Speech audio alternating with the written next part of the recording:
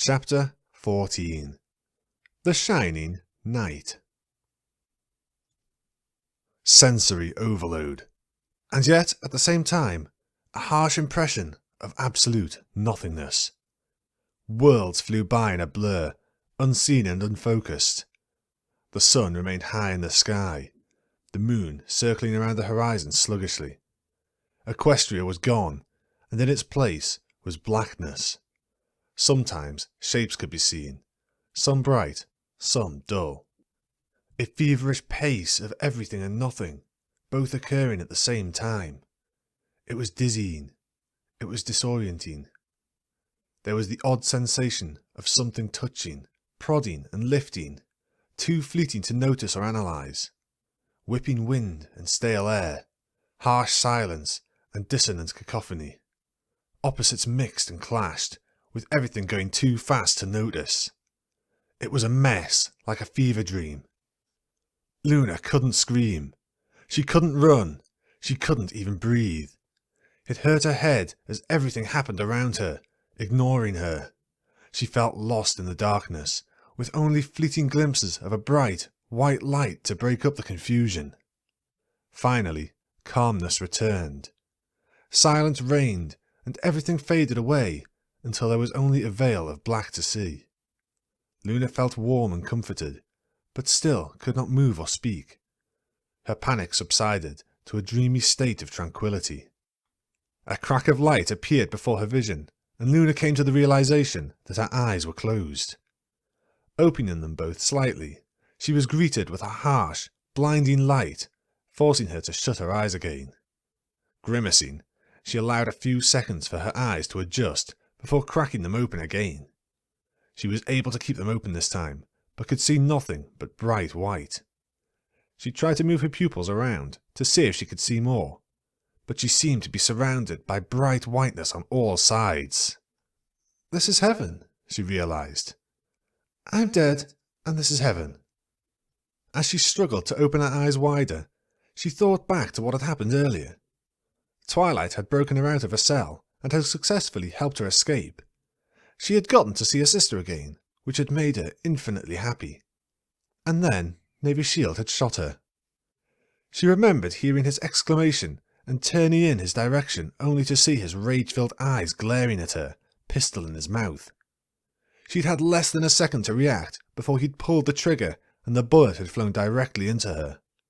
She couldn't even remember any pain. The last thing she could remember was the bullet striking her, and then after that, all she could remember was the mess her mind had just been in. The bright light hurt her eyes, and she squinted against it. Her body felt very comfortable. She felt as if she were lying on something very soft. Heavenly clouds, perhaps. However, the white light was painful to look at. She tried to turn her head away, but she felt extremely weak. Simply keeping her eyes open was a challenge. Despite the pain, her eyes were adjusting to the light, and she was beginning to see more. The bright light was coming from directly above her. Beyond it, she could see a smooth, white ceiling of some sort. Heaven's got buildings? Neat. Her eyes were now halfway open, which was an incredible accomplishment. It was difficult and painful to keep them open. Every part of her body and mind screamed at her to just shut them and go back to sleep, but she persevered. She moaned and tilted her head to the right. The movement made her feel dizzy. A simple, green curtain came into her view, held up by a steel bar running parallel to the ceiling. Her vision was still slightly hazy, but she saw small tables with odd shapes on top of them. She tried to move her stiff body, which reacted slowly. She felt like a heavy block of lead. Every part of her body felt cumbersome and weighed down. She felt something that was covering her move in response. Craning her neck downwards, she saw that she was covered in a simple white blanket. It was plain, but felt very cozy. As she moved her head, she recognized the sensation of what she was resting on. This is a bed, she thought. I'm in a bed.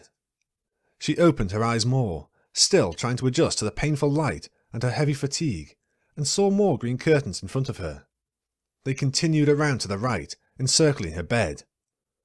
Gazing to the right again, she took a closer look at the tables beside her. Upon some of them were containers and boxes. There were metal tools and collection of things like masks and wooden sticks. The more she looked, the more the familiarity of what she saw hit her. "I'm in a hospital!" She shifted her body, which caused a lot of discomfort, and looked further to her right. Sure enough, she saw more familiar medical tools, such as the medicine used to read vital signs, an oxygen tank hooked to a breathing assistant, and a blood pressure cuff. She paused and considered the circumstances. She felt incredibly weak, and could feel pain around her midsection, although it was hard to tell when she was so comfortable under the blankets. She was still struggling to stay awake, but discovering her location had given her a jolt of energy. "I'm in a hospital! Does that mean I'm alive?" She changed her position again, rustling the covers. Something shifted to her left. She willed her stiff muscles to move and turned her gaze to the left. There, lying with her head on the edge of the bed, was the sleeping form of Celestia. Luna's heart raced, and she began to smile. Celestia was stirring, having just been jostled awake by the movement. Her tired eyes fluttered open. Groaning lightly, she lifted her head and looked up, her eyes locking with Luna's. She too began to smile warmly. "Luna, you're awake!" Happiness was overcoming the blue alicorn. This couldn't be heaven if Celestia were here. "Tia?"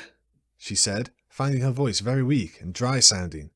Her throat instantly began to ache. "What happened?" Celestia was absolutely beaming. She held her hoof out and laid at the top of her sister's hoof under the blanket. "Luna, I'm so glad you're okay." The older alicorn's mane was frizzy and unkempt, though it was still filled with dazzling colour. She had rings under her eyes, as if she had been awake for a long time, and there were dried trails below them from tears. Her normally radiant white fur was tattered and dirty, but through it all, she was still smiling warmly. "Tia!" Celestia leaned forward and gently nuzzled her little sister. Luna smiled and returned the nuzzle as best she could.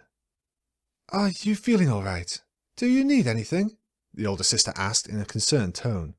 "Water, please," Luna said, her throat only getting hoarser the more she spoke. "Oh, yes, some here," Celestia said, turning to her right. On another table nearby, there was a large jug of water with a few glasses.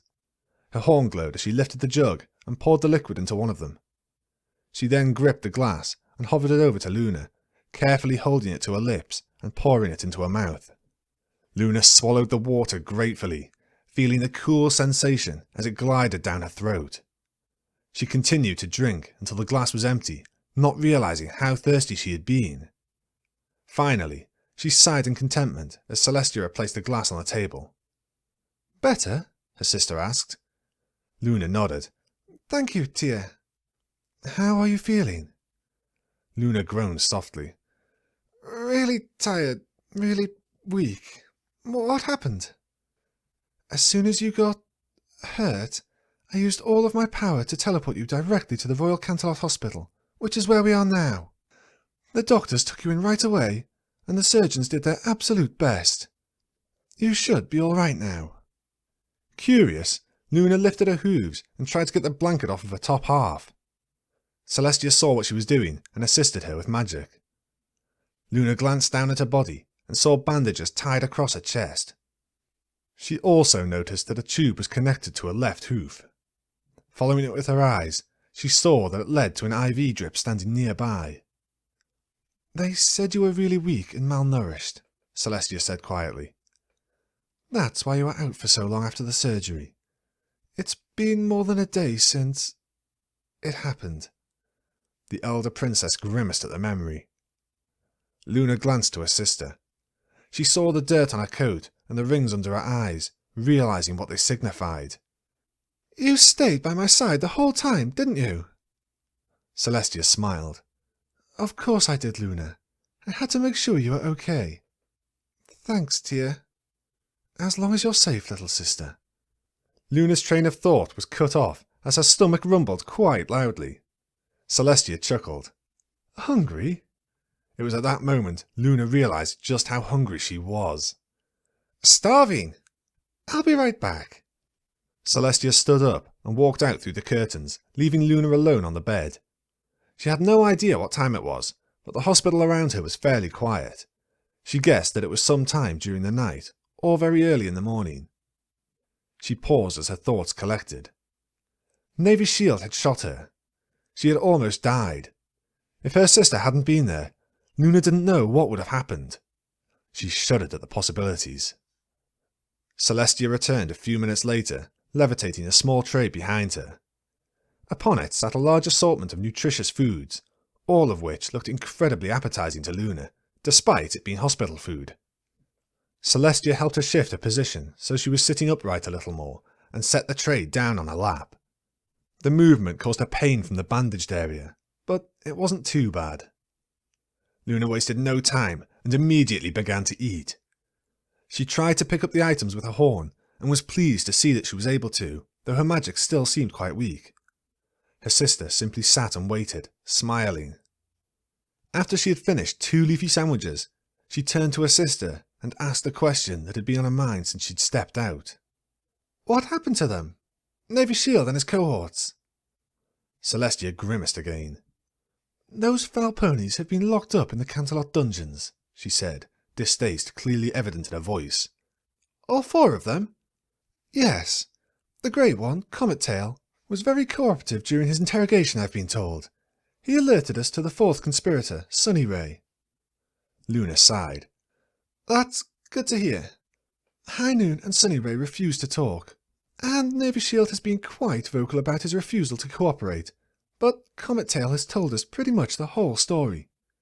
He told us what they have been planning and why they were doing it. He told us about the old book they were reading from." She shook her head again and sighed. "It's absolutely ridiculous."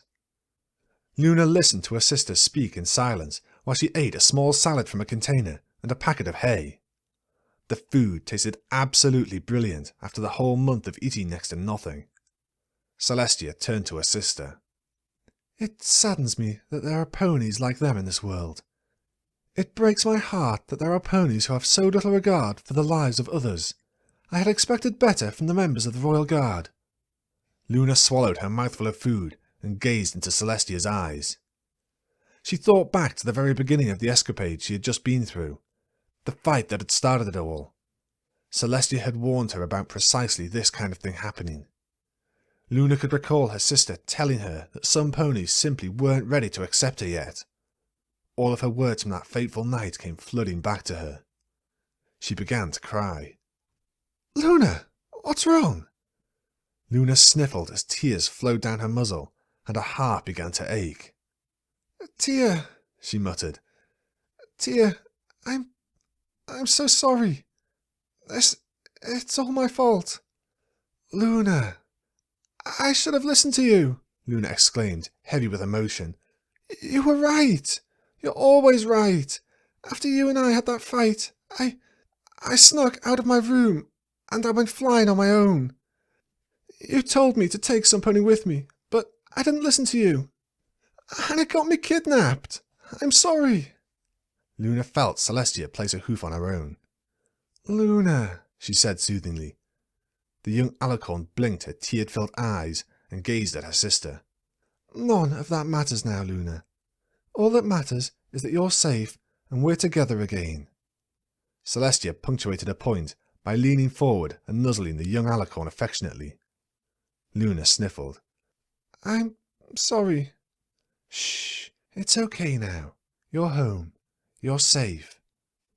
The two remained that way in silence for a few minutes, simply savouring the moment and taking pleasure in the fact that they were together again. "I was scared, Tia," Luna whispered. "It was frightening, and they treated me so awfully. I thought I was going to die." "Luna," Celestia whispered back, "I was scared too. I thought I had lost you, and I couldn't bear the thought of going on without you." She leaned back and stared into Luna's eyes. "Please, don't scare me like that again." Luna gave a small smile. "I promise, Tia." Celestia smiled back, and the two shared another quick nuzzle. "So, how are you feeling?" the elder sister said, returning to her position on the side of the bed. "Better? Any problems?" "I just feel tired," Luna replied. And the wound hurts, but I'm okay. Celestia nodded. The doctor said it would probably hurt for about a week, but there'd be no major problems. Luna sighed, shivering. I can't believe I was shot, she muttered. If you hadn't all been there. Then she perked up her ears and turned to her sister. Oh, what about Twilight and her friends? I hope they're all okay. Celestia smiled and nodded. Yes. As soon as I got here, I ordered my guards to go and retrieve them in a carriage. They wanted to stay by your bedside too, but it was way too cramped in here, so I told them to go explore Canterlot until there was any news. That's good, Luna said, grinning. They all worked so very hard to save me. They went all that way, and they put their lives at risk for me. Celestia nodded again. I am very proud of all 7 of them, if not slightly disappointed in them for not telling me first. I'm so grateful to them. It's like I've always been saying to you, little sister. There are ponies everywhere who love you. Luna smiled warmly. Already, her wound seemed to be healing, simply by being in the presence of her older sister. It was a perfect moment, and Luna could not have been happier. Princess? A female voice called from outside in the hallway. Oh, Celestia said, perking up. That must be Twilight. She stood up and walked to the curtains at the foot of the bed, poking her head through. Over here, Twilight, her sister called. Is she all right? She's awake, but she's feeling pretty tired. There was a gasp. May we come in? Of course. Celestia pulled her head back inside and seated herself near the corner of the bed. Moments later, the curtains parted again, and 6 young mares filed through, clambering to fit into the tiny room. Rainbow Dash flew in and hovered above the bed, but Fluttershy stood on the ground, her wing carefully bound to a splint. They all wore joyful smiles and sparkling eyes, including the baby dragon on Twilight's back. Princess Luna! Thank heavens you're all right, Twilight said. Luna, we're so glad to see you, Pinkie said gleefully. Fluttershy sniffled and said, Thank goodness, Luna. We were so afraid. You gave us a scare, Your Highness, Applejack added. We all missed you. You have no idea how great it is to see you, Dash proclaimed. It's so wonderful that you're all right, Rarity said finally. Luna simply gazed around the room at the beaming, love-filled faces that surrounded her. She couldn't help but smile ear to ear, seeing the ponies that cared so much about her. It nearly brought a tear to her eye. Thank you, she said quietly. Thank you all so much. As morning broke and the day slowly began, the 8 ponies and dragon spent their time in the small, cramped hospital room, talking about the adventure they had all been through. There was always a smile on some pony's face, and they were all extremely happy to see the younger Alicorn returned and reasonably unharmed. Despite their location in one of the busiest hospitals in Equestria, and despite the circumstances, it was the happiest that many of them had ever been. Celestia walked through the hallways of Canterlot Castle and found herself before 2 doors. One, to her right, was white, yellow, and emblazoned with a radiant sun. The other, to her left, was black, blue, and had a beautiful crescent moon painted upon it. Smiling, she turned to the door on the left and tapped her hoof against it. There was a moment of silence before she heard a voice on the other side. Come in! She pushed open the door and walked into her little sister's royal chambers, finding Luna seated at a desk, once again engrossed in a book. Hello, Luna, she greeted her cheerfully. Luna looked up and smiled. Hello, sister. How are you? I am doing fine. How are you feeling? The young Alicorn sighed and smiled. I feel a lot better now that the bandages are off. Celestia nodded. Well, you definitely look a lot better.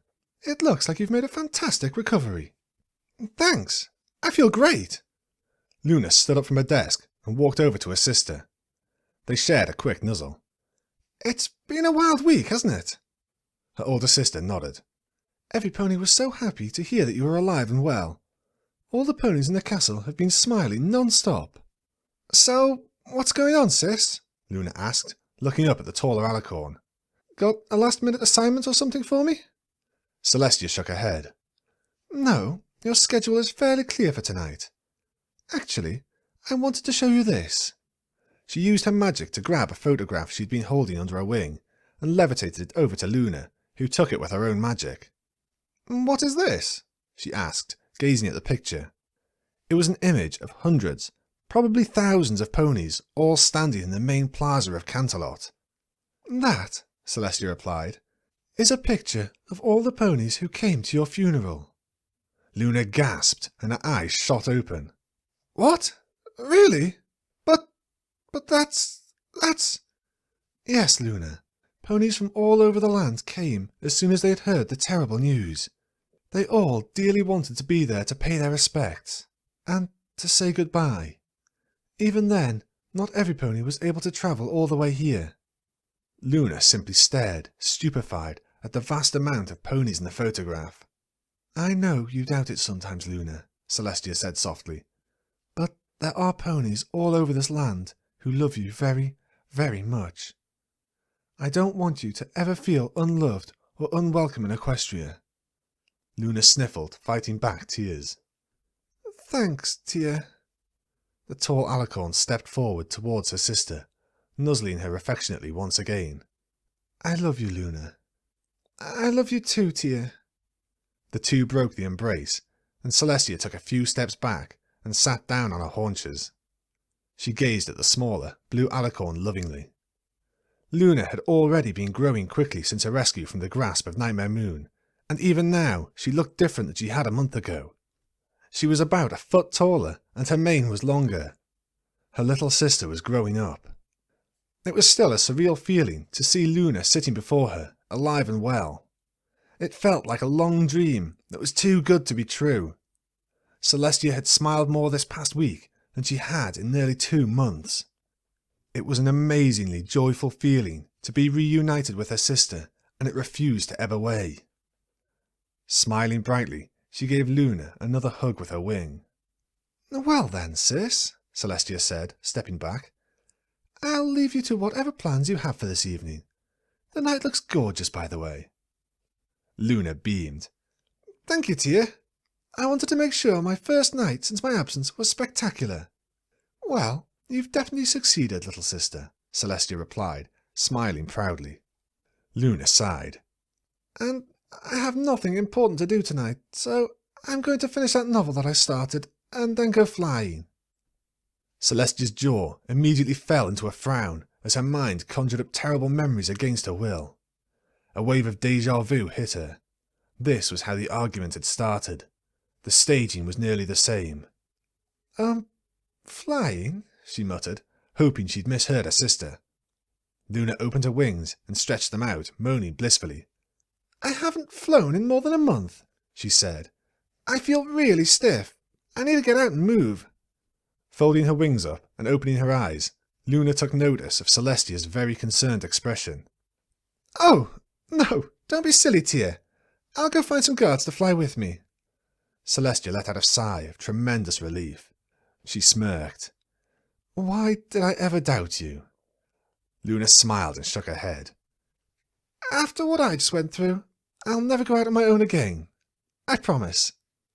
That's good to hear, Luna. Thank you.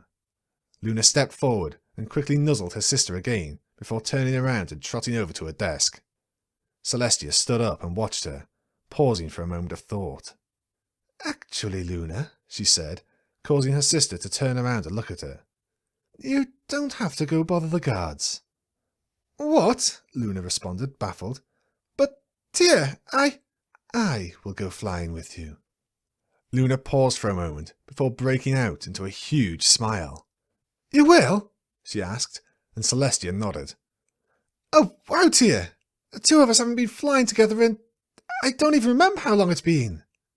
I would love to accompany you, dear sister. But, Tia, you've been working so hard. You've been doing both of our jobs. You need to rest, Luna said, frowning. You don't have to if you don't want to, Tia. I don't want to be a bother. Nonsense, Luna. It would be no trouble at all.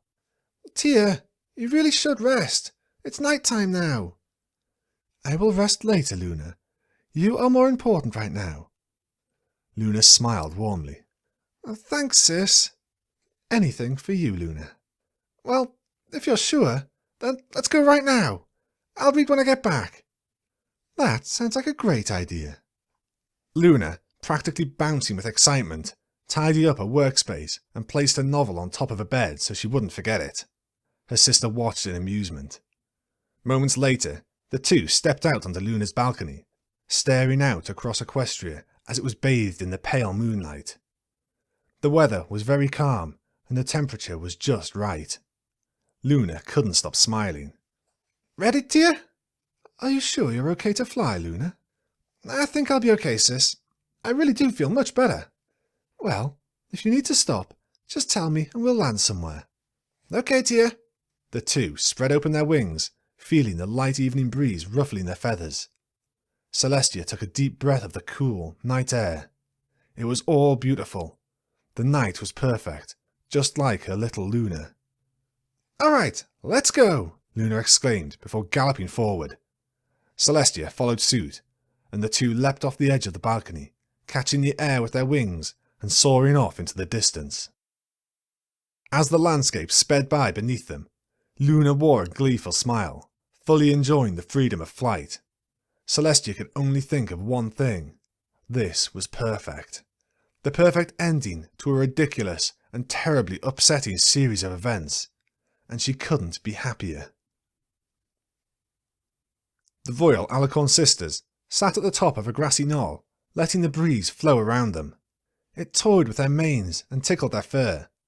The crescent moon was high in the sky above them, spreading minute but gorgeous light across the trees and grass around them. The sounds of the evening reached their ears, an owl hooting, crickets playing their song, a wolf howling in the distance.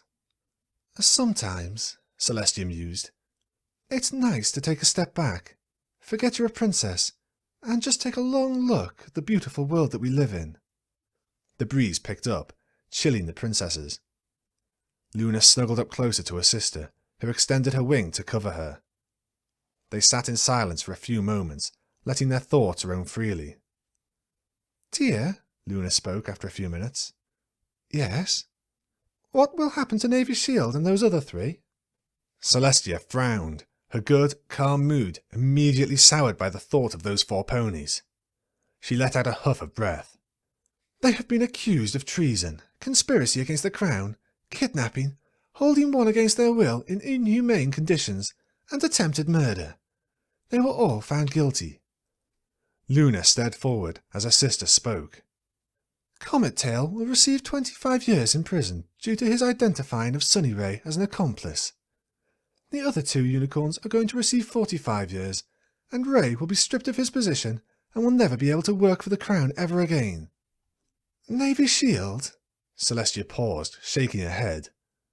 I still can't believe he would even do something like this. I knew he was loyal to me, but to think... You and I interact with him almost on a daily basis.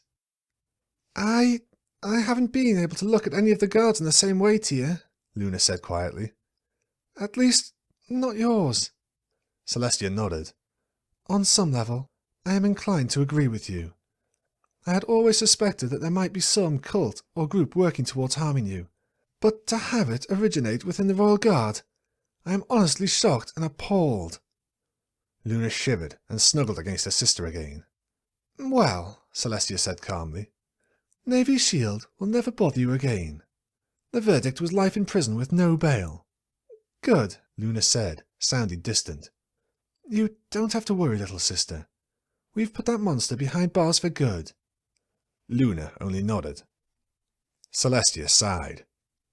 I know, Luna. I understand what you're feeling. It's frightening, isn't it? Luna mumbled. Who can I trust anymore? Celestia nuzzled her. Me.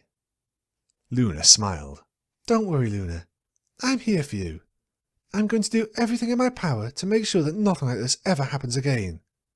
We'll keep a tighter watch on who we let into the guard, and we'll keep our eyes and ears open for anything that's amiss. It's going to be all right, Luna. Luna gave another nod. I trust you, Tia. Celestia smiled and hugged her closer with her wing. I love you, Luna. Never forget that.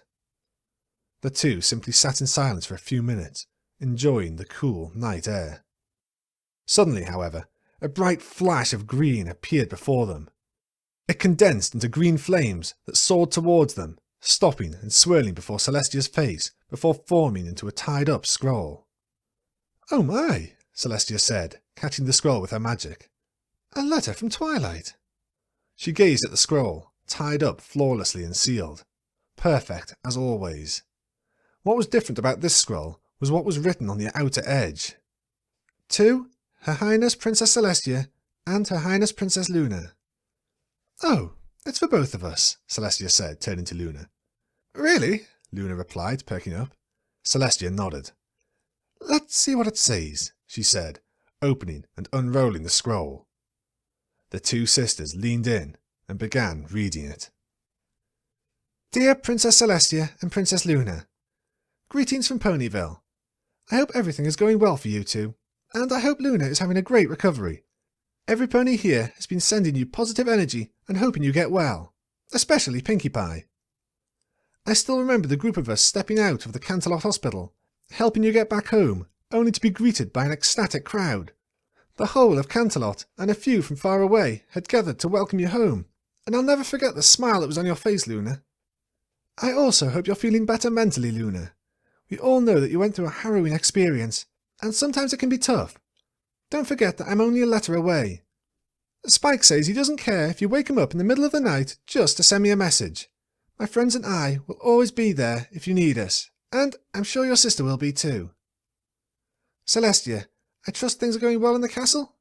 I don't think your smile ever faded while we were there, and I wouldn't be surprised if the same one was still upon your face right now. We were all so happy to see you beam like that. It was a wonderful feeling to know that we helped bring a smile back to you. Here in Ponyville, we've all been resting. Pinkie's eye and Applejack's jaw have healed up completely. Fluttershy just got a splint taken off, but she won't be able to fly for a few more days. She doesn't mind though. She enjoys spending time on the ground with all of her animal friends.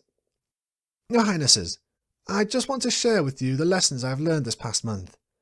I learned the value of never giving up, as well as the importance of pursuing the truth.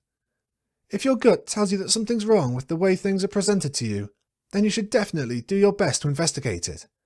It's never a good idea to jump to conclusions, but you should always give your hunches a chance. I also learned that sometimes your friends won't share your views or ideas. Sometimes they'll disagree with what you think, and often aren't shy about voicing their opinion. However, I've learned that a true friend will give you the benefit of the doubt and help you seek out the answers you're looking for. After all she did to help me out, I know that if Applejack ever has a hunch and needs my help, I'll be there to do my best, even if I don't agree with what she's saying. I can definitely vouch for my friends and say that they have all learned these lessons too. We are definitely thankful for all the wonderful lessons this adventure has taught us, but most of all, we are simply thankful that Luna is safe and the two of you are together once again.